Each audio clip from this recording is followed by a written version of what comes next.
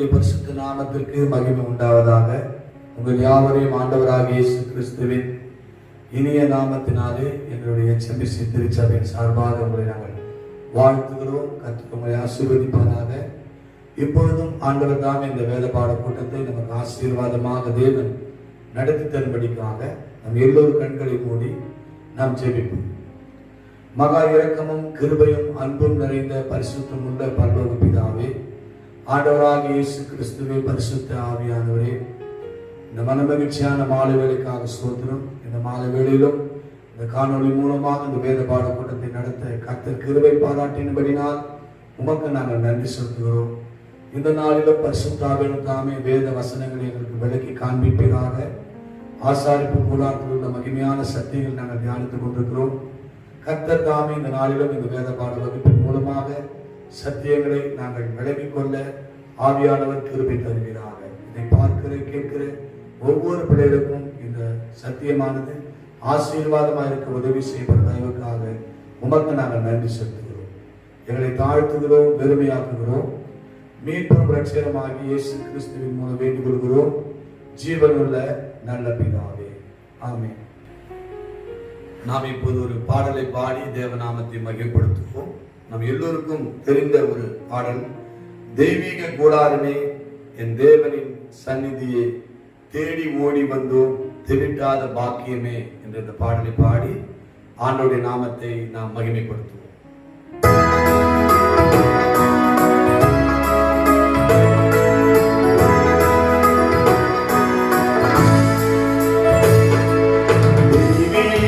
கூடாரமே என் தேவனின் சந்நிதியே தேடி ஓடி வந்தோம் தெவிட்டாத பாக்கியமே. தெய்வீக கூடாரமே என் தேவனின் சந்நிதியே தேடி ஓடி வந்தோம் தெவிட்டாத பாக்கியமே.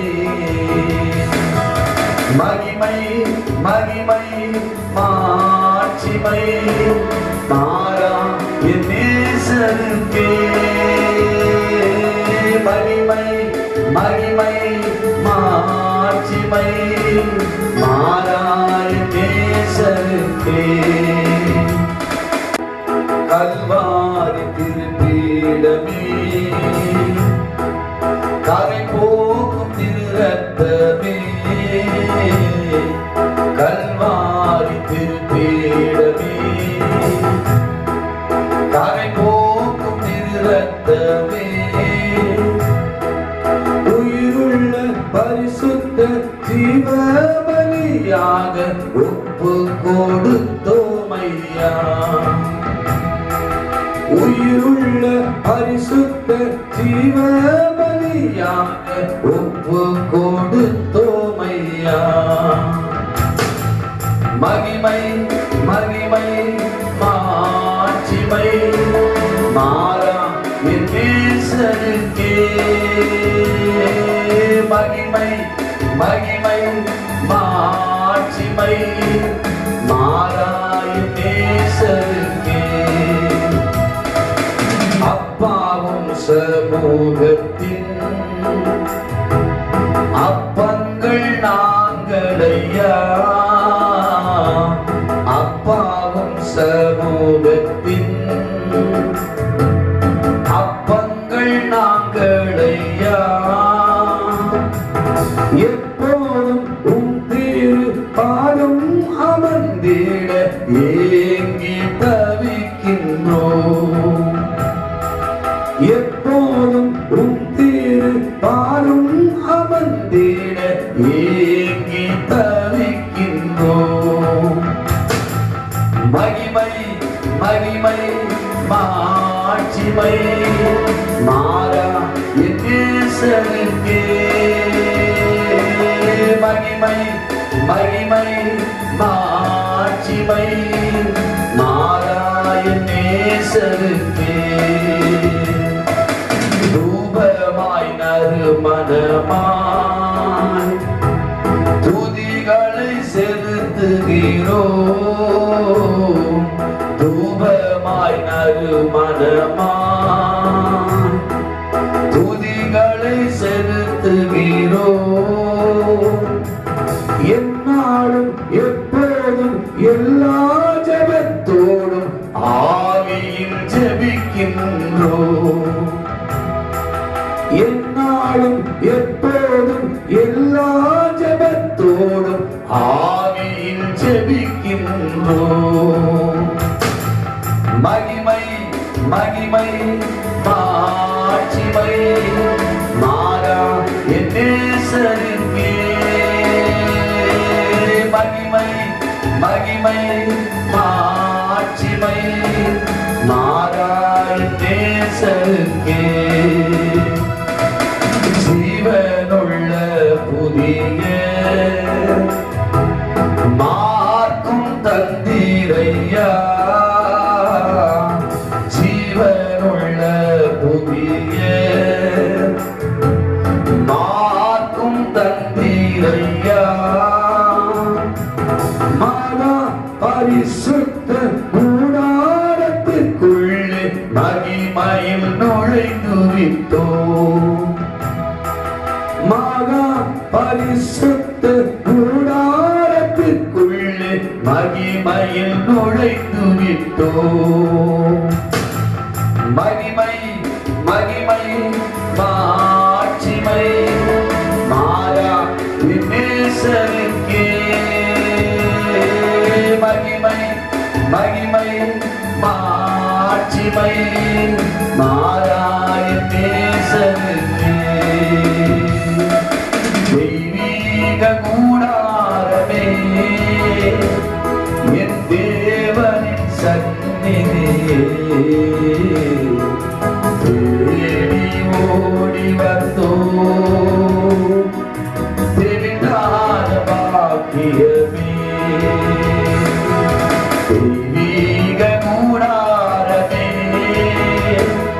என் தேவனின் சந்நிதியே.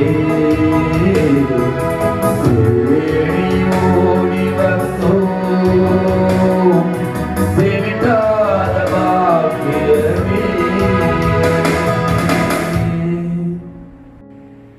தேவனுடைய பரிசுத்த நாமத்திற்கு ஸ்தோத்திரம். கடந்த வாரத்திலே ஆசாரிப்பு கூடாரத்திலே வெளிப்பிரகாரத்தை குறித்து நாம் தியானித்தோம். அந்த வெளிப்பிரகாரத்தில் சொல்லப்பட்ட 3 காரியங்கள், வாசல், பலிபீடம், வெண்கல தொட்டி, இதை குறித்து நாம் தியானித்தோம். வாசல் என்பது ஆண்டவராகிய இயேசு கிறிஸ்துவை ஏற்றுக்கொள்கிற ஒரு அனுபவம் என்றும், பலிபீடம் என்பது நம்முடைய பாவங்களை அறிக்கை செய்து சுத்திகரிக்கப்பட்டு ரட்சிக்கப்படுகிற ஒரு அனுபவத்தையும், வெண்கல தொட்டி ஞானஸ்தானத்தின் அனுபவத்தையும் குறிக்கிறது என்று சொல்லி கடந்த வகுப்பிலே இந்த பரிசுத்த அந்த ஆசாரிப்பு கூடாரத்தில் வெளிப்பிரகாரத்தில் நடந்ததான அந்த காரியங்களை நாம் தியானித்தோம். இன்றைக்கு இந்த ஆசாரிப்பு கூடாரத்தில் பரிசுத்த ஸ்தலத்தை குறித்து நாம் தியானிக்க போகிறோம். இந்த பரிசுத்த ஸ்தலத்தில் 3 முக்கியமான காரியங்கள் உண்டு. ஒன்று தூபபீடம், 2வது சமூக தப்ப மேஜை, 3வது பொன் குத்துவிளக்கு. இந்த 3 காரியங்கள் பரிசுத்த ஸ்தலத்திலே காணப்படுகிறது. இந்த தூபபீடம் முதலாவது இந்த வெளிப்பிரகாரத்தை தாண்டி நாம் பரிசுத்த ஸ்தலத்துக்குள்ளே போகும்போது அங்கே நமக்கு காணப்படுகிற ஒரு காரியம் இந்த தூபபீடம். இந்த தூபபீடத்தை குறித்து யாத்திராகம புஸ்தகம் 30ஆம் அதிகாரம் 1-10 வரை உள்ள வசனங்களை நாம் வாசிக்கும் போது இந்த தூபபீடத்தினுடைய அமைப்பு எப்படி இருக்கும் என்று சொல்லி தேவன் சொல்லியிருக்கிறதை அந்த வேத பகுதியில நாம் வாசிக்கலாம். பரிசுத்த ஸ்தலத்திலே நுழைந்த உடனே நேர் எதிரில் வைக்கப்பட்ட இருப்பதுதான் இந்த தூபபீடம். இந்த தூபபீடமானது சித்தி மரத்தினாலே செய்யப்பட்டு பொன் தகட்டினாலே மூடப்பட்டிருந்தது. இந்த தூபபீடத்தினுடைய அளவை நாம் பார்க்கும்போது 1 முழம் நீளமும் 1 முழம் அகலமும் 2 முழம் உயரம் உடையதாக இந்த தூபபீடம் காணப்பட்டது. இந்த தூபபீடத்தின் 4 முனைகளிலும் அதன் குப்புகள் காணப்படும். யாத்திராகம புஸ்தகம் 30ஆம் அதிகாரம் 3 நாம் வாசிக்கும் போது சுற்றிலும் அதற்கு பொன் திரளையை உண்டு பண்ணு என்று கர்த்தர் பேசுகிறத பார்க்கிறோம். இந்த பொன் திறனை என்பது தூபபீடத்தின் மேற்புறத்திலே சுற்றிலும் வளைவலாக ஒரு கிரீடத்தை போல அந்த தூபபீடத்தின் மீது அது காணப்படும்.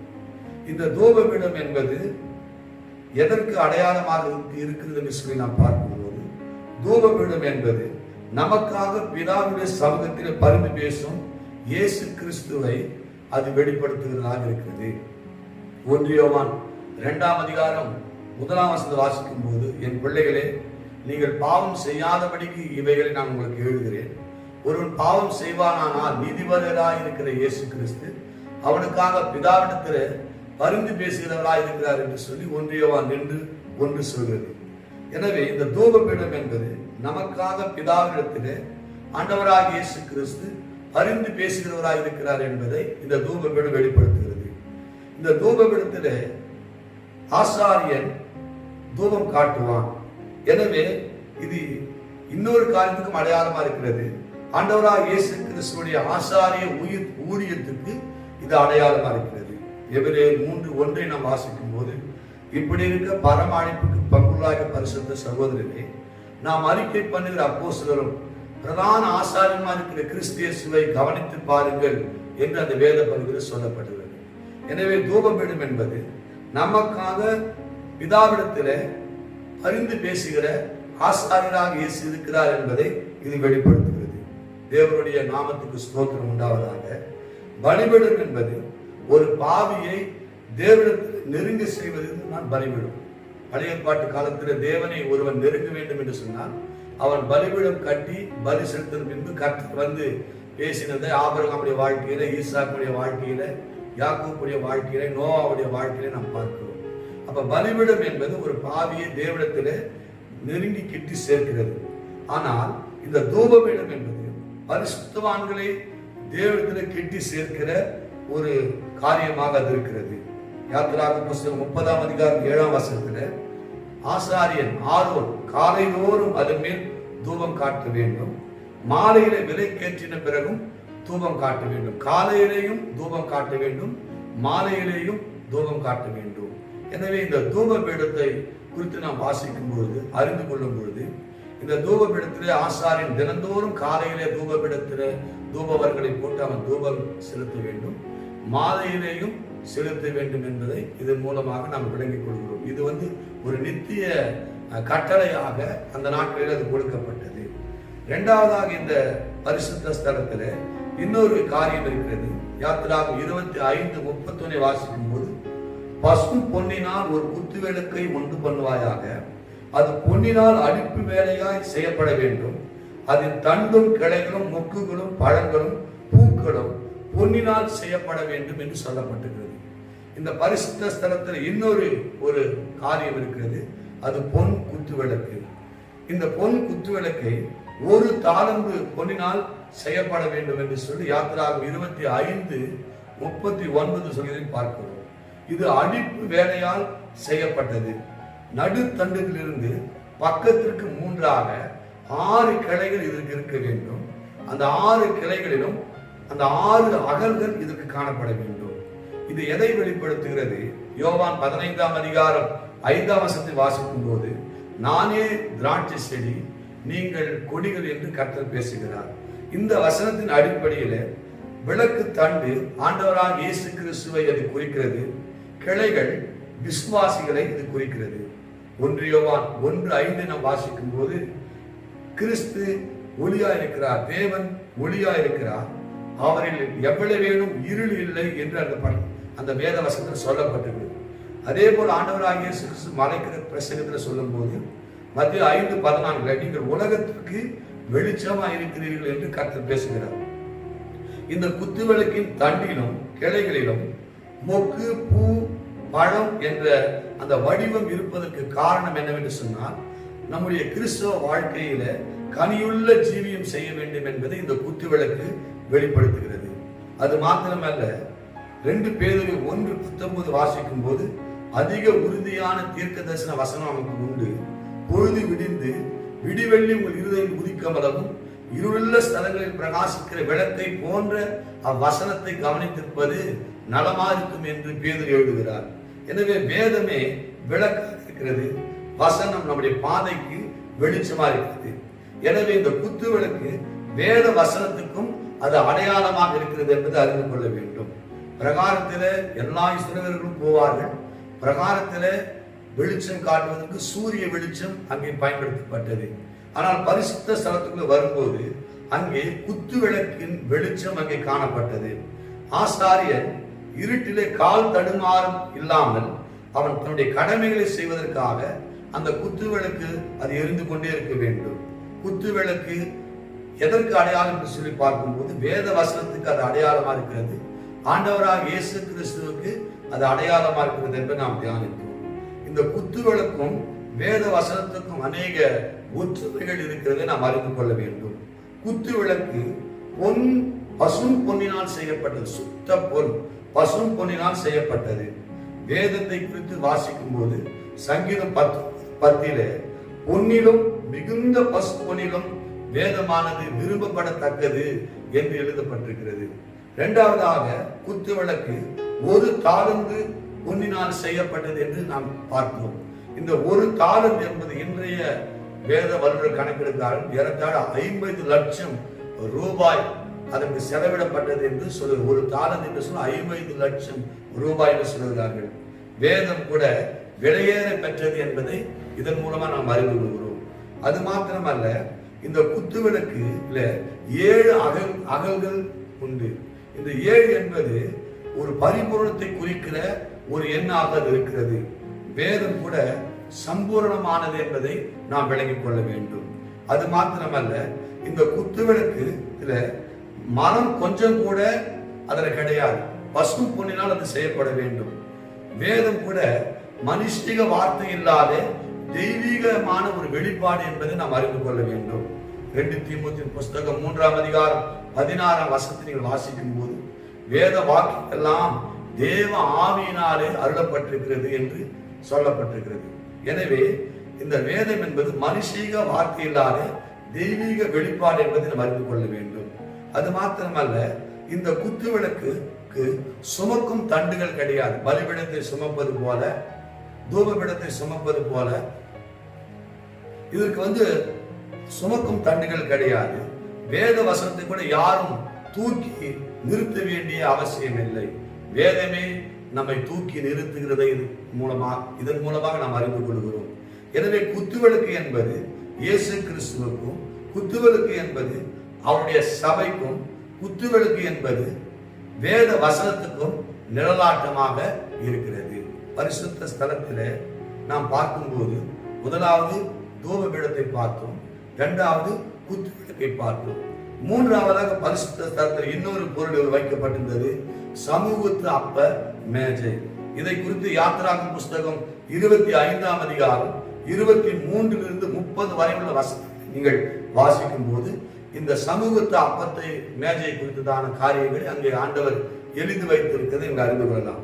பரிசுத்த ஸ்தலத்திலே உள்ள இடது பக்கத்திலே குத்துவிளக்கும், வலது பக்கத்திலே சமூகத்து அப்பத்தின் மேஜையும் வைக்கப்பட்டிருந்தது என்பதை அந்த வேத பகுதியில் சொல்லப்பட்டிருக்கிறது. இந்த மேஜை 2 முழம் நீளமும் 1 முழம் அகலமும் 1.5 முழம் உயரமும் உள்ளதாக அது செய்யப்பட்டது. இந்த மேஜையை கூட சித்தி மரத்தினால் செய்யப்பட்டு பொன் தகட்டினால் மூடப்பட்டிருந்தது என்று எழுதப்பட்டிருக்கிறது. இது தூபபீடத்திற்கு இருந்தது போலவே இந்த பொன் திரளையும் சுமக்கும் தண்டுகளும் இதற்கு இருந்தன. எப்படி தூபபீடத்துக்கு அந்த பொன் திரளைகள் மேல இருந்தது, அது போல எப்படி தூபபீடத்தை சுமப்பதற்கு அந்த தண்டுகள் வைக்கப்பட்டதோ அதே இந்த சமூக தப்பத்தின் மேஜைக்கும் அந்த பொன் திரளைகளும் இதை சுமப்பதற்கான தண்டுகளும் வைக்கப்பட்டிருந்தது. இந்த மேஜையின் மேலே 12 அப்பங்கள் 2 வரிசையாக ஒன்றின் மேல் ஒன்றாக இருக்கும்படி வைக்கப்பட்டிருந்தன. நாள்தோறும் அப்பங்கள் இது புதிதாக்கப்படும். யாத்திராகம புஸ்தகம் 25ஆம் அதிகாரம் 30ஆம் வசனத்தை வாசிக்கும் போது ஒவ்வொரு நாளும் இந்த 12 அப்பங்கள் 2 வரிசையாக 6 அப்பங்களாக புது புது அப்பங்களாக ஒவ்வொரு நாளும் காலையில் தோறும் ஆசாரியன் அந்த மேஜையின் மீது அந்த அப்பத்தை அடுக்க வேண்டும். இந்த மேஜை எதை குறிக்கிறது என்று சொல்லி பார்க்கும்போது இந்த மேஜையும் ஆண்டவராகிய இயேசு கிறிஸ்துவையே நமக்கு காண்பிக்கிறது என்பதை நாம் அறிந்து கொள்ள வேண்டும். இந்த மேஜை எப்படி மரமும் பொன்னினால் செய்யப்பட்டிருந்ததோ அதுபோல அவருடைய இந்த மேஜை என்பது இயேசு கிறிஸ்துவை வெளிப்படுத்துகிறது என்று சொன்னேன். அதே போல இயேசு கிறிஸ்துடைய மனுஷீகத்தையும் இயேசு கிறிஸ்துடைய தெய்வீகத்தையும் இந்த மேஜையானது வெளிப்படுத்துகிறது. தேவனுடைய நாமத்துக்கு ஸ்தோத்திரம் உண்டாவதாக. இந்த மேஜையின் மீது வைக்கப்பட்டதான இந்த அப்பங்கள் இது எதை குறிக்கிறது சொல்லி பார்க்கும்போது, அவர் நம்மை எந்நாளும் போஷிக்கிற தேவன் என்பதை இந்த அப்பங்கள் நமக்கு வெளிப்படுத்துகிறது. அது மாத்திரமல்ல, 12 அப்பங்கள் இஸ்ரவேலின் 12 கோத்திரத்துக்கு அடையாளமாக இருக்கிறது. அந்த 12 அப்பங்களும் ஒரே அளவா இருந்தது போல 12 கோத்திரத்தையும் ஒன்று போல தேவன் கருதினார். இந்த அப்பங்கள் 12 அப்பங்களும் வெவ்வேறு அளவில் செய்யப்பட்டதல்ல, ஒரே அளவோடு செய்யப்பட்டது. இது எதை வெளிப்படுத்துகிறது? 12 கோத்திரத்தில் உள்ள எல்லா மக்களையும் தேவன் சமமாக எண்ணினார் என்பதை இந்த சத்தியம் நமக்கு வெளிப்படுத்துகிறது. அதாவது இதை குறித்து நம்ம விளங்கிக் கொள்ள வேண்டும் என்று சொன்னால், ஆபிரகாமுடைய வாழ்க்கையை நாம் கவனிக்கும் போது, ஆபிரகாமுடைய மறுமனையாட்டிகள், ஆபிரகாமுடைய முதல் மனைவி நமக்கு எல்லோருக்கும் தெரியும் சாராய், 2வது ஆகாரை திருமணம் செய்தார், 3வது ஆதியாகமம் புஸ்தகம் 25ஆம் அதிகாரத்தை வாசிக்கும் போது கேத்துராள் என்கிறதான மறுமணமாட்டியும் ஆபிரகாமுக்கு இருந்தார் என்று சொல்லப்பட்டிருக்கிறது. சாராய்க்கும் ஆபிரகாமுக்கும் தேவன் ஈசாக்கை கொடுத்தார். ஆபிரகாமுக்கும் இஸ்மவேல் பிறந்தான். ஆபிரகாமுக்கும் கேத்துராளுக்கும் 6 பிள்ளைகள் பிறந்ததாக ஆதியாகமம் 25ஆம் அதிகாரத்தை வாசிக்கும் போது நாம் அறிந்து கொள்ளலாம். ஆனால் ஆபிரகாம் தன்னுடைய மறுமனையாட்டிகளின் பிள்ளைகளை ஈசாக்குடைய சுதந்திரவாளியா இருப்பதில்லை என்று சொல்லி அவர்கள் இராதபடிக்கு தான் உயிரோடு இருக்கும் போது அவர்கள் வெகுமதிகளை கொடுத்து எல்லா பிள்ளைகளையும் அவன் அனுப்பிவிட்டான் என்று சொல்லி ஆதியாகமம் புஸ்தகம் 25ஆம் அதிகாரம் 6ஆம் வசனத்தை நீங்கள் வாசிக்கும் போது அறிந்து கொள்ளலாம். ஈசாக்கு தான் சுதந்திரவாளி, எல்லா சொத்துக்கும் ஈசாக்கு சுதந்திரவாளி. மறுமனையாட்டி பிள்ளைகளுக்கு ஒரு வெகுமதிகளை கொடுத்து அவன் அனுப்பிவிட்டான். ஆனால் யாக்கோபுடைய வாழ்க்கையை நாம் பார்க்கும்போது, யாக்கோபுக்கு லேயாள் என்ற முதல் மனைவி, 2வது ராகேல், 3வது சில்பால் பில்கால் என்கிறதான 2 வேலைக்காரையும் அவன் திருமணம் செய்தான். இந்த ராகேலுக்கும் லேயாளுக்கும் பில்காலுக்கும் சில்பாலுக்கும் பிறந்த எல்லா பிள்ளைகளையும் சமமாக தேவன் அங்கீகரித்தபடினாலே 12 பிள்ளைகளையும் 12 கோத்திரமாக தேவன் கருதினார் என்பதை நாம் அறிந்து கொள்ளலாம். எனவே இந்த அப்பங்கள் அவருடைய சமூகத்தில் வருகிற அனைவரையும் தேவன் சமமாக நடத்துகிறார் என்பதை இது வெளிப்படுத்துகிறது. இன்றைக்கு கூட திருச்சபைகளில உயர்ந்தவன் தாழ்ந்தவன் என்பதல்ல, படித்தவன் படிக்காதவன் என்பதல்ல, ஏழை பணக்காரன் என்பவன் அல்ல, தரித்திரன் ஐஸ்வர்யவான் என்பதல்ல, எல்லாரையும் சமமாக நடத்துகிற அந்த நிலைமையில சபைகள் காணப்பட வேண்டும். ஆனால் இன்றைக்கு அப்படி அல்ல. உயர்ந்தவன் என்றும் தாழ்ந்தவன் என்றும் படித்தவன் என்றும் படிக்காதவன் என்றும் ஐஸ்வர்யன் என்றும் தரித்திரன் என்றும் செல்வன் என்றும் ஏழை என்றும் பார்க்கிறபடினால்தான் இன்றைக்கு சபைகளிலே தேவன் விரும்புகிறதான அந்த பரிசுத்தம் காணப்படவில்லை. ஆனால் தேவன் எல்லாரையும் ஒரே கண்ணோட்டத்தோடு அவர் பார்க்கிறார் என்பதை இந்த சமூகத்து அப்பத்தின் மேஜைகள், அந்த அப்பம் நமக்கு வெளிப்படுத்துகிறதை நாம் அறிந்து கொள்ளலாம். தேவனுடைய பரிசுத்த நாமத்துக்கு ஸ்தோத்திரம் உண்டாவதாக. இந்த அப்பம் ஜீவ அப்பமாக இயேசு கிறிஸ்துவுக்கு நிழலாட்டமா இருக்கிறது. யோவான் 6:48 வாசிக்கும் போது நானே ஜீவ அப்பம் என்று இயேசு சொல்லியிருக்க பார்க்கிறோம். இந்த அப்பம் இயேசு கிறிஸ்துவின் ரத்தத்தால் மீட்கப்பட்ட விசுவாசிகளுக்கும் இது அடையாளமாக இருக்கிறதை நாம் அறிந்து கொள்ள வேண்டும். அது மாத்திரமல்ல, இந்த அப்பத்தை மெல்லிய மாவினாலே செய்யப்பட வேண்டும். மெல்லிய மாவினாலே செய்யப்பட்டவை, புளிப்பில்லாமல் இந்த அப்பத்தை செய்யப்பட வேண்டும். புளிப்பு இருக்கக்கூடாது இந்த அப்பத்தில். அப்படி தூய்மையான மெல்லியான அந்த மாவினாலே புளிப்பில்லாத அப்பத்தை சுட வேண்டும். இவை ரெண்டும் மிகவும் முக்கியமானது. ஆசாரிப்பு பரிசுத்த ஸ்தலத்தில் அந்த மேஜையின் மீது வைக்கிற அப்பங்கள் 2 தன்மை உடையதாக அது காணப்பட வேண்டும். ஒன்று மெல்லிய மாவினாலே அது சுடப்பட வேண்டும். 2வதாக அந்த அப்பத்தில் புளிப்பு தன்மை இருக்கக்கூடாது. இவை இரண்டும் ரொம்ப முக்கியமானது. அதாவது கோதுமை மணியாகிய விசுவாசி அப்பமாக மாறப்பட வேண்டும் என்று சொன்னால் அந்த விசுவாசி இடிக்கப்பட வேண்டும், பிசையப்பட வேண்டும், தடலில் வைத்து சுடப்பட வேண்டும்.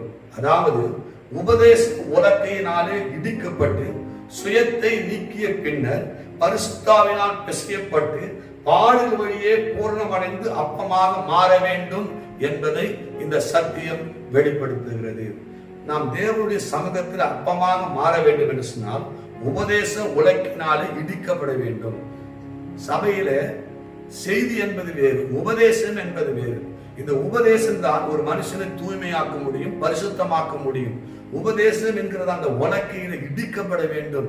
பிரசங்க விடத்திலே ஊழியக்காரர்கள் பிரசங்கம் பண்ணும்போது அந்த வேத வசனங்கள் நம்ம இடிக்கிற வசனங்களாக, நம்மை சுத்திகரிக்கிற வசனங்களாக, நம்மை பிசைகிற வசனங்களாக காணப்பட வேண்டும். உபதேசம் என்கிறது உலக்கில் இடிக்கப்பட்டு அது பிசையப்பட வேண்டும். சுயத்தை நீக்கி பரிசுத்த ஆவியினால் பிசையப்பட்டு பாடுகள் வழியே பூர்ணம் அடையும் போது நாம் அப்பங்களாக மாறுகிறோம் என்று சொல்லப்பட்டிருக்கிறது. இந்த அப்பத்திலே கொஞ்சம் கூட புளிப்பு தன்மை இருக்கக்கூடாது. 1 கொரிந்தியர் புஸ்தகம் 5ஆம் அதிகாரம் 8ஆம் வசனத்தை வாசிக்கும் போது, ஆதலால் பழைய புளித்த மாவோடு அல்ல, துர்குணம் பொல்லாப்பு என்னும் புளித்த மாவோடும் அல்ல, துப்புரவு உண்மை என்னும் புளிப்பில்லாத அப்பத்தோடு பண்டிகையை ஆசரிக்க கடவோம் என்று பவுல் எழுதுகிறார். இந்த கொரிந்தியர் சபையில் 5ஆம் அதிகாரத்தை வாசிக்கும் போது புறஜாதிகளுக்குள்ளும் காணப்படாத ஒரு பாவமானது அந்த கொரிந்தியர் சபையிலே நடந்தது. ஒருவன் தன் தகப்பனுடைய மனைவியே வைத்துக் கொண்டிருக்கிறான். இது அஞ்ஞானிகளுக்குள்ளும் சொல்லப்படாத ஒரு பெரிய பாவம். இப்படிப்பட்ட பாவம் செய்தவனை அந்த சபை கண்டிக்கவில்லை. அவனை குறித்து ஒரு அக்கறையில்லாத இருந்தது நிமித்தமாக பவுல் அவர் நிருபத்தின் மூலமாக அவனை கண்டித்து அவனை சாத்தான் கையில ஒப்பு கொடுக்கிறார். கொஞ்சம் புளித்த மாவானது பிசைந்த மாவையும் எல்லாவற்றையும் புளிப்பாக்குமே என்று சொல்லி அவனை அப்புறப்படுத்துகிறதை, அவனை அப்புறப்படுத்தி வையுங்கள், அவனோடு கூட தொடர்பு வைத்துக் கொள்ளாதிருங்கள், அவனோடு கூட பேசாதிருங்கள், சாப்பிடாதிருங்கள் என்று சொல்லி அவர் அந்த அதிகாரத்தில் எழுதுகிறதை நாம் பார்க்கிறோம். எனவே முற்றிலும் பரிசுத்தமாக்கப்பட்டவர்களே அப்பங்களாக மாறி தேவனுடைய சமூகத்துக்கு செல்ல முடியும் என்பதை இந்த சத்தியம் வெளிப்படுத்துகிறது. இந்த அப்பங்கள் நாள்தோறும் புதிதாக்கப்பட்டது போல அவருடைய சமூகத்தில் வருகிற விசுவாசிகள் அவரால் புதிதாக்கப்பட வேண்டும், புதுப்பிக்கப்பட வேண்டும். எப்படி ஒவ்வொரு நாளும் இந்த அப்பங்கள் புதிதாக வைக்கப்படுவதோ, எப்பெல்லாம் தேவ சமூகத்தில் நாம் வருகிறோமோ அப்பெல்லாம் தேவ வசனத்தின் மூலமாக, பரிசுத்தாவின் மூலமாக ஒரு விசுவாசி, ஒரு தேவனுடைய பிள்ளை அவன் சுத்திகரித்துக் கொண்டே காணப்பட வேண்டும். பரிசுத்த ஸ்தலத்தில் 3 காரியங்களை பார்த்தோம். அவைகள் கிறிஸ்துவின் தன்மைகளை நமக்கு வெளிப்படுத்துகிறது. தூபபீடம் பரிந்து பேசுகிற கிறிஸ்துவை அது வெளிப்படுத்துகிறது. குத்து விளக்கு வழி நடத்துகிற கிறிஸ்துவை வெளிப்படுத்துகிறது. அப்பத்து மேஜை போஷிக்கும் கிறிஸ்துவை வெளிப்படுத்துகிறது. அது மாத்திரமல்ல, இந்த 3 பனிமுட்டுகள் விசுவாசிகளுக்கும் நிழலாட்டமாக இருக்கிறது. தூபபீடம் ஜெபிக்கும் விசுவாசியை அது குறிக்கும். குத்து விளக்கு சாட்சியுள்ள விசுவாசியை அது குறிக்கிறது. அப்பத்து மேஜை நற்செய்தி கூறும் விசுவாசியை அது குறிக்கிறது. எனவே கிறிஸ்துவை போல இந்த முப்பரிமாண அனுபவத்தை பெற்று பரிசுத்த ஸ்தலத்திலிருந்து மகா பரிசுத்த ஸ்தலத்துக்குள்ளே நாம் முயன்று ஆயத்தப்பட்டு அந்த மகா பரிசுத்தத்துக்குள்ளே செல்ல வேண்டும். ஆசாரிப்பு கூடாரத்தில் அந்த இருக்கிறதான 3வது ஒரு பகுதி தான் இந்த மகா பரிசுத்த ஸ்தலம். இது ரொம்ப முக்கியமான ஒரு இடமாக இந்த மகா பரிசுத்த ஸ்தலம் இருக்கிறது. இங்குதான் கர்த்தர் தமது மகிமையின் பிரசனத்தினாலே அசைவாடினார். வெளிப்பிரகாரத்தில் சூரிய வெளிச்சம், பரிசுத்த ஸ்தலத்திலே குத்து விளக்கின் வெளிச்சம், மகா பரிசுத்த ஸ்தலத்திலே கர்த்தரே வெளிச்சமாக இருந்தார். இந்த ஆசாரிப்பு கூடாரத்திலே பரிசுத்த அந்த பிரகாரத்தில் எல்லா இஸ்ரவேலருக்கும் வந்து விடுவார்கள், எல்லாரும் வரலாம். பரிசுத்த ஸ்தலத்தில் பிரதிஷ்டை செய்யப்பட்டதான ஆசாரியர்கள், ஊழியக்காரர்கள் மாத்திரம் வந்து பணிவிடை செய்தார்கள். ஆனால் மகா பரிசுத்த ஸ்தலத்துக்குள்ள போகும்போது யாரும் போக முடியாது. பிரதான ஆசாரியன் வருஷத்துக்கு ஒரு முறை தான் அந்த மகா பரிசுத்த ஸ்தலத்துக்குள்ளே அவன் செல்ல முடியும். அப்ப ஆசாரிய கூடாரத்துல பிரகாரத்துல சூரிய வெளிச்சம் இருந்தது, பரிசுத்த ஸ்தலத்தில் குத்து விளக்கின் வெளிச்சம் இருந்தது. மகா பரிசுத்த ஸ்தலத்திலே கர்த்தரே வெளிச்சமாக இருந்தார். வெளியே இருந்து பிரகாரத்துக்குள் வருவது உலகத்திலிருந்து கிறிஸ்துவுக்குள் வருவதை அது காண்பிக்கிறது. பரிசுத்த ஸ்தலத்திலிருந்து அந்த பிரகாரத்திலிருந்து பரிசுத்த ஸ்தலத்துக்கு வருவது கிறிஸ்துவின் சரீரமாக சபைக்குள் வருவதை அது வெளிப்படுத்துகிறது. பரிசுத்த ஸ்தலத்திலிருந்து மகா பரிசுத்த ஸ்தலத்துக்குள் வருவது இனி வரப்போகிற பரலோக வாழ்வின் அந்த அனுபவத்தை அது காட்டுகிறது. இந்த மகா பரிசுத்த ஸ்தலம் பரலோகத்திற்கு அது நிழலாட்டமாக இருக்கிறது. இந்த மகா பரிசுத்த ஸ்தலத்தில் 3 காரியங்கள் முக்கியமானது. 1 உடன்படிக்கை பெட்டி, 2வது கிருபாசனம், 3வது கேருபீன்கள். இதில் கவனிக்க வேண்டியது என்னவென்று சொன்னால், பிரகாரத்தில் பரிசுத்த ஸ்தலத்தில் இருக்கிறதான பனிமுட்டுகள் தனித்தனியாக இருக்கும். வாசல், பலிபீடம், வெண்கல தொட்டி தனித்தனியாக இருக்கும். அதே போல தூபபீடம், குத்து விளக்கு, சமூகத்து அப்பம் மேஜை தனித்தனியா இருக்கும். ஆனால் மகா பரிசுத்ததான அந்த இந்த 3 காரியங்கள், அதாவது உடன்படிக்கை பெட்டி, கிருபாசனம், கேருபீன்கள்லாம் இது ஒன்றாகவே இருக்கும். இது எதை வெளிப்படுத்துகிறதுன்னு சொல்லி பார்க்கும்போது, பிதா குமாரன் பரிசுத்தாவின் திருத்துவ தேவனுக்கு அடையாளமாக அது இருக்கிறதை நாம் அறிந்து கொள்ள வேண்டும். இந்த உடன்படிக்கை பெட்டியை குறித்து யாத்திராகம புஸ்தகம் 25ஆம் அதிகாரம் 10-16 வரை உள்ள வசனங்களை வாசிக்கும் போது, இது சித்தி மரத்தினால் செய்யப்பட்டு உள்ளும் புனுவமாக பசும் பொன்னினால மூடப்பட்டது. இது 2.5 முழம் நீளமும் 1.5 முழம் அகலமும் 2.5 முழம் உயரம் உடையதாக இருந்தது. தூப பீடத்தை போலவே இதற்கு வளையங்களும் சுமக்கும் தண்டுகளும் பொன் திரளைகளும் இந்த உடன்படிக்கை பெட்டிக்கு உண்டு. இந்த உடன்படிக்கை பெட்டிக்கு பல பெயர்கள் வேதத்தில் சொல்லப்பட்டிருக்கிறது. என்னாகும் 10ஆம் அதிகாரம் 33ஆம் வசனத்தில் உடன்படிக்கை பெட்டி என்றும், யாத்திராகும் 25ஆம் அதிகாரம் 22ஆம் வசனத்தில் சாட்சியின் பெட்டி என்றும், 1 சாமுவேல் 3ஆம் அதிகாரம் 3ஆம் வசனத்தில் தேவனுடைய பெட்டி என்றும், யோசுவா 4ஆம் அதிகாரம் 11ஆம் வசனத்தில் கர்த்தருடைய பெட்டி என்றும் இது சொல்லப்பட்டிருக்கிறது. இது இயேசு கிறிஸ்துவையே நமக்கு காண்பிக்கிறது. இந்த பெட்டிக்குள்ளும் 3 முக்கியமான பொருட்கள் இருந்தன. ஒன்று, கற்பனைகளால் எழுதப்பட்டதான கற்பனைகள். 2வது, மன்னா வைக்கப்பட்டதான பொற்பாத்திரம். 3வது, ஆரோனுடைய தரிந்த கோல். இந்த 3 பொருட்கள் இந்த உடன்படிக்கை பெட்டிக்குள் இருந்தது. இந்த 3ம் இயேசு கிறிஸ்து 3 முக்கியமான சிறப்பு காரியங்களை, சிறப்பு தன்மையை இது காண்பிக்கிறது. கற்பலகைகள் எதை வெளிப்படுத்துன்னு சொல்லி பார்க்கும்போது, வார்த்தையாகிய கிறிஸ்துவை அது வெளிப்படுத்துகிறது.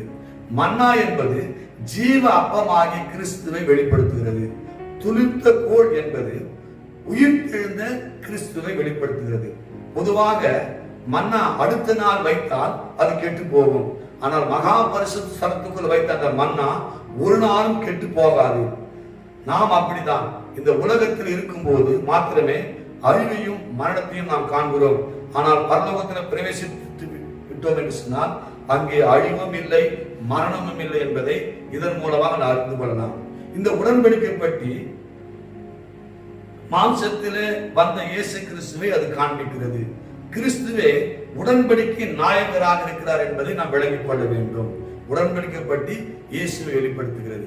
2வது, கிருபாசனம். யாத்திராகம 25ஆம் அதிகாரம் 17-22 வரை வாசிக்கும் போது, உடன்படிக்கை பெட்டியின் மேல் பகுதியை மூடிக்கு பெயர் தான் இந்த கிருபாசனம். உடன்படிக்கை பெட்டியில் மரம் உண்டு, கிருபாசனத்திலே மரணம் கிடையாது. இந்த கிருபாசனம் பிதாவாகிய தேவனின் சிங்காசனத்தை அது வெளிப்படுத்துகிறது.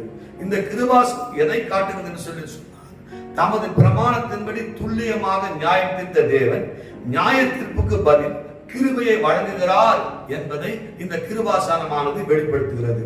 அதாவது தேவனுடைய பிரமாணத்தை, தேவனுடைய சித்தத்தை இயேசு கிறிஸ்து செய்து முடித்தார். உடன்படிக்கையாகிய இயேசு கிறிஸ்துவின் மேல் கிருபாசனம் இருக்கிறபடினாலே தேவன் நம்மை கிறிஸ்து பார்க்கிறார் என்பதே இதன் பொருள். தேவனுடைய பரிசுத்த நாமத்துக்கு ஸ்தோத்திரம் உண்டாவதாக. எனவே அவரை விசுவாசிக்கிறவனுக்கு ஆக்கினை தீர்ப்பு இல்லை என்பதை நாம் அறிந்து கொள்ள வேண்டும். ரோமர் 8:1 வாசிக்கும் போது, ஆகையால் கிறிஸ்தியஸ் உட்பட்டவராக இருந்து மாம்சத்தின்படி நடவாமல் ஆவியின்படி நடக்கிறவர்களுக்கு ஆக்கினை தீர்ப்பு இல்லை என்று பவுல் எழுதுகிறதை நாம் பார்க்கிறோம். அவர் பிரதான ஆசாரியன் ஆண்டுக்கு ஒரு முறை இந்த மகா பரிசுத்த ஸ்தலத்துக்குள்ளே சென்று கிருபாசனத்தின் மேல் ரத்தம் தெளிக்கப்பட வேண்டும். அப்போது பிரதான ஆசாரியன் உட்பட அனைவருக்கும் பாவ மன்னிப்பு உண்டாகும். அதாவது கிறிஸ்து பலியானதை தேவன் நினைவு கொண்டு நமக்கு கிருபை அளிக்கிறார் என்பதை இந்த கிருபாசனமானது வெளிப்படுத்துகிறது. கடைசியாக இந்த மகா பரிசுத்த ஸ்தலத்திலே கேருபீன்கள், தேவனுடைய பரிசுத்த நாமத்துக்கு ஸ்தோத்திரம் உண்டாவதாக, கிருபாசனத்துடன் ஏக வேலையாய் இருக்கும்படி பசும் பொன்னினால் செய்யப்பட்டதுதான் இந்த கேருபீன்கள். கேருபீன்கள் நடுவில் இருந்து நான் உன்னோடு கூட நான் பேசுவேன் என்று கர்த்தர் சொன்னார். இந்த கேருபீன்கள் என்பது பாதுகாப்பிற்காக உண்டாக்கப்பட்டவை என்பதை நாம் அறிந்து கொள்ள வேண்டும். ஆதியாகமம் 3:24 இதை நமக்கு சொல்கிறது. எனவே கேருபீன்கள் தேவனுடைய பாதுகாப்பையும் தேவன் நம்மோடு பேசும் விதத்தையும் அது காண்பிக்கிறது.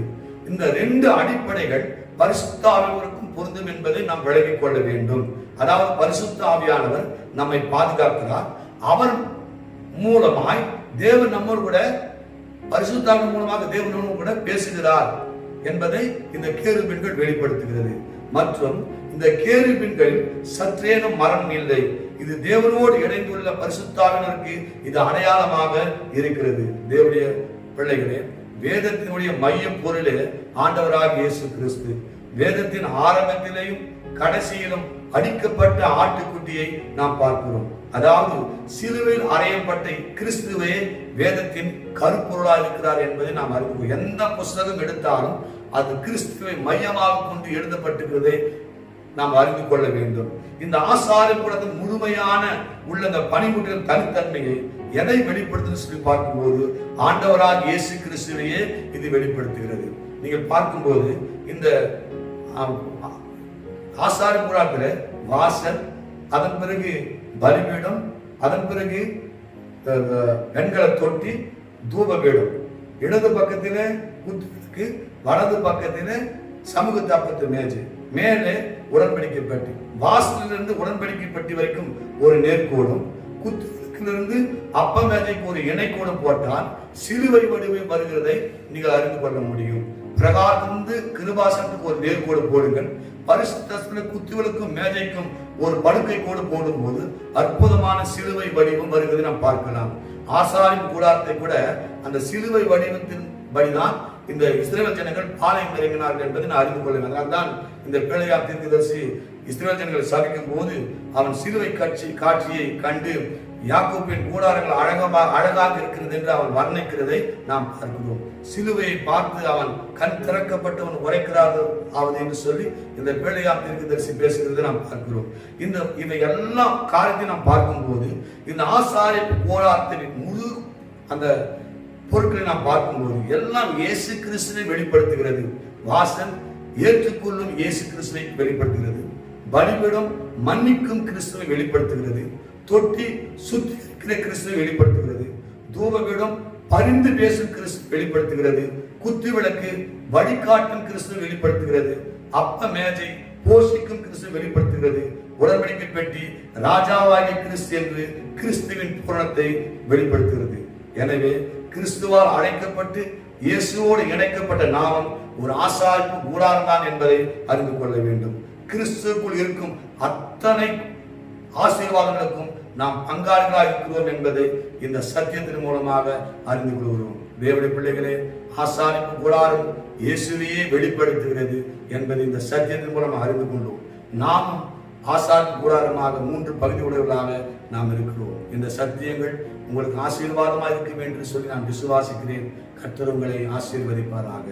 கண்களை மூடி நாம் ஜெபிப்போம். மகா இரக்கமும் கிருபையும் பரிசுத்தமும் உள்ள பிதாவே, ஆண்டவராகிய இயேசு கிறிஸ்துவின் நாமத்திலே நாங்கள் ஜெபிக்கிறோம். இந்த வேத பாட வகுப்பிலே ஆசாரிப்பு கூடாரத்தில் உள்ள பரிசுத்த ஸ்தலத்தில் இருக்கிற காரியங்கள், மகா பரிசுத்த ஸ்தலத்தில் இருக்கிற காரியங்களை நாங்கள் தியானிக்க கிருபை பாராட்டினபடியால் விசுவாசிக்கிறோம். ஆசாரிப்பு கூடாரத்தில் அத்தனை பொருட்களும் இயேசுவையே வெளிப்படுத்துகிறது என்பதை இந்த வேத வகுப்பின் மூலமாக நாங்கள் அறிந்து கொண்டோம். ஆண்டவரே, வாசல் ஏற்றுக்கொள்ளும் கிறிஸ்துவையும், பலிபீடம் மன்னிக்கும் கிறிஸ்துவையும், வெண்கல தொட்டி சுத்திகரிக்கிற கிறிஸ்துவையும், தூபபீடம் பரிந்து பேசுகிற கிறிஸ்துவையும், குத்துவிளக்கு வழிகாட்டும் கிறிஸ்துவையும், அப்ப மேஜை போஷிக்கும் கிறிஸ்துவையும், உடன்படிக்கை பெட்டி ராஜாவாகிய கிறிஸ்துவையும் பூரணத்தையும் வெளிப்படுத்துகிறது என்பதை இந்த வேத பாடத்தின் மூலமாக எங்களுக்கு விளக்கி காண்பித்தபடினாலும் விசுவாசிக்கிறோம். கர்த்தாவே, இதை கேட்டு பார்த்த ஒவ்வொரு பிள்ளைகளையும் நீர் ஆசீர்வதிப்பீராக. இயேசுவின் மூலம் வேண்டி கொள்கிறோம் ஜீவனுள்ள நல்ல பிதாவே. என் ஆத்துமாவே கர்த்தரை ஸ்தோத்திரி, என் முழு உள்ளமே அவருடைய பரிசுத்த நாமத்தை ஸ்தோத்திரி. என் ஆத்துமாவே கர்த்தரை ஸ்தோத்திரி, அவர் செய்த சகல உபகாரங்களையும் மறவாதே. நம்முடைய கர்த்தராகிய இயேசு கிறிஸ்துவின் கிருபையும் பிதாவாகிய தேவனுடைய அன்பும் பரிசுத்த ஆவியானுடைய அந்யோன்ய ஐக்கியமும் இன்றும் என்றும் சதா காலங்களிலும் நம் அனைவரோடு கூட இருப்பதாக. ஆமென். God bless you.